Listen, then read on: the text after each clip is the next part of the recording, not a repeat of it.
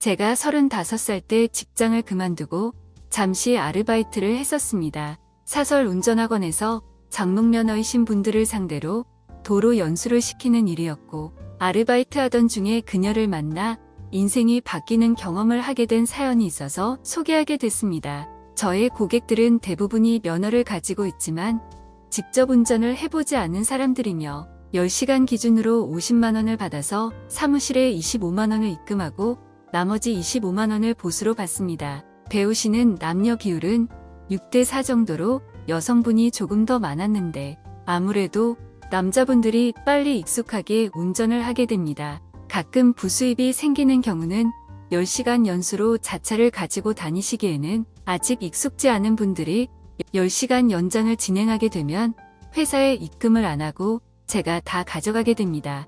그래서 배우러 오시는 분들께 성심성의껏 잘 가리키고 친절하게 알려드립니다. 저에게 2번을 더 연장해서 총 30시간을 배우신 여성분이 있었는데 그분이 오늘의 사연 주인공입니다. 보통 10시간을 배우시면 3번에 나누어서 3일 동안 배우시고 원하시는 날짜에 연습을 하실 수가 있습니다. 그러니까 그녀는 저를 총 10번을 만나서 3시간 동안 차 안에서 저와 단둘이 있게 되는 셈입니다. 남들이 보면 아무것도 아닌 것 같아도 그녀와 저의 관계는 선생과 제자의 관계가 되는 겁니다. 원래 여자들이 학교 다니면서 선생님들을 많이 좋아하고 쫓아다닌다는 건 다들 아실 거라 생각이 됩니다. 처음엔 그런 감정이 없다가도 그녀가 모르는 부분을 제가 가르쳐주고 사고 날 상황이 있을 때도 옆에서 지켜주며 도움을 주는 사람이 저라는 걸 그녀가 인지하게 되면 선생님과 제자의 관계는 더 이상 지켜지기 힘든 상황으로 발전이 됩니다.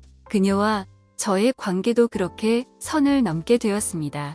평소에도 제가 유머스럽게 농담도 잘하고 가끔 부담스럽지 않게 개그맨처럼 지난 농담을 가볍게 장난치며 자주 하는 스타일입니다. 그녀가 도로 주행교습을 연장을 하고 나서 저희는 많이 가까워졌고 일산 자유로를 다니던 도로 연수가 맛집을 찾아가는 연수로 바뀌게 되었습니다. 원래 제가 소문난 맛집보다는 동네 사람들만 아는 맛집을 많이 알고 있었고 먹는 걸 좋아하는 그녀가 제게 맛집 소개해달라고 하면서 맛집 찾아가는 도로 연수를 하게 됐습니다. 저와 함께 찾아간 식당들은 그녀를 실망시키지 않았고 정말 맛있게 먹는 그녀를 보고 있으면 뿌듯한 마음이 들곤 했습니다. 그녀의 연장 마지막 스케줄은 토요일 저녁 7시였는데 그녀는 30분 정도 늦게 약속 장소에 나타났고 기다리게 해서 선생님께 너무 죄송하다며 오늘은 연수를 하지 말고 선생님이 직접 운전해서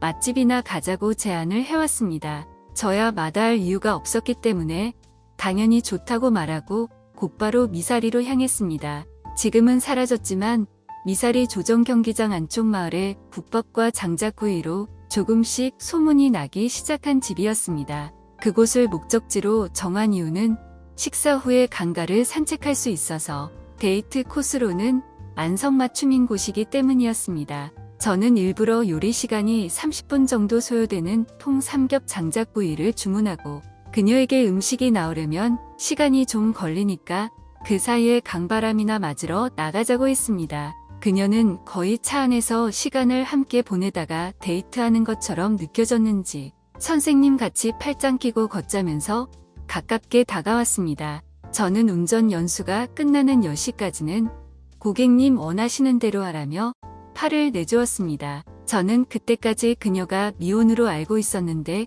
이혼한 지 1년이 넘었고 그동안 혹시라도 색안경을 끼고 볼까봐 창피해서 말을 안 했다고 했습니다. 그녀의 말에 많이 놀라긴 했지만 내색은 하지 않고 1년간 남자친구가 없었다면 천연기념물이라며 농담을 하였습니다. 그렇게 어색하지 않게 산책을 마치고 돌아와 식사를 하면서 아직도 혼자 운전하는 게 무섭다며 그녀가 연장을 한 번 더 하겠다고 말해서 너무 기뻤습니다. 저는 솔직히 그녀를 더 만날 수 있다는 기쁨보다는 회사에 연수 비용을 주지 않아도 된다는 생각에 더 기뻤습니다. 직장을 그만두고 힘든 시기라 저에게는 돈이 제일 중요했고 여자를 만나는 것도 비용이 많이 드니까 만날 생각도 안 하던 시기였습니다. 그렇게 기분 좋은 식사를 마치고 돌아왔고 며칠 뒤에 그녀를 다시 만나서 연수를 시작하였습니다. 그날도 3시간이 어떻게 지났는지 모를 정도로 빨리 끝나갈 무렵에 그녀가 제게 사귀어 보자고 고백을 하였습니다. 그녀는 연수를 다시 받는 목적이 운전 연습이 아니라 선생님을 다시 만나는 게 더 큰 목적이었다고 말하며 선생님과 함께 있으면 너무나 즐겁고 행복해서 선생님과 사귀고 싶다고 고백을 하였습니다. 저는 그동안 연수 받을 때마다 입고 오는 그녀의 미니스커트 때문에 3시간 동안 차 안에서 바지가 당겨서 아팠던 적이 한두 번이 아니었습니다. 저는 그녀와 밤을 함께 보내고 싶다는 생각은 여러 번 하긴 했지만 너무 진지하게 다가오는 그녀와 사귀어보고 싶다는 생각은 아직까지 한 번도 해본 적이 없었기 때문에 많이 당황했습니다. 그녀의 뚱뚱하지 않은 글래머 체형과 긴 다리가 너무 예쁘긴 했지만 결정적으로 그녀의 얼굴이 너무 못생겨서 사귀기는 싫은 상대였습니다. 저는 그녀에게 싫다고 대놓고 말하지 않고 제 현실이 너무 힘들어서 금전적인 여유가 없기 때문에 여자친구를 만날 수 있는 상황이 아니라고 말을 했습니다. 그런 저에게 그녀는 자기가 일하면서 모아놓은 돈도 많고 이혼하면서 위자료까지 많이 받아서 여유있게 생활하고 있으니 금전적인 건 걱정하지 말라며 제가 필요하다면 사업 자금까지 도와주겠다면서 같이 살자는 말까지 하였습니다. 저는 자존심도 없이 그녀가 금전적으로 저를 도와주겠다는 말에 그녀와 차 안에서 뜨거운 시간을 보냈습니다. 그녀는 2번의 도로 연수가 남았는데 그 2번의 도로 연수는 자동차가 아닌 그녀의 집에서 주행 연습을 뜨겁게 하였습니다. 그녀는 올림픽 도로가 보이는 한강변 아파트에 살고 있었고 저는 그녀와 한강대교의 가지런한 야경을 보면서 주행 연습을 자주 하였습니다. 뜨거운 시간을 보내면서 그녀는 제게 선생님이란 호칭을 계속했는데 전 이상하게도 선생님이란 말을 들을 때마다 묘한 감정이 생겨나 그녀를 더욱 행복하게 해주었던 것 같습니다.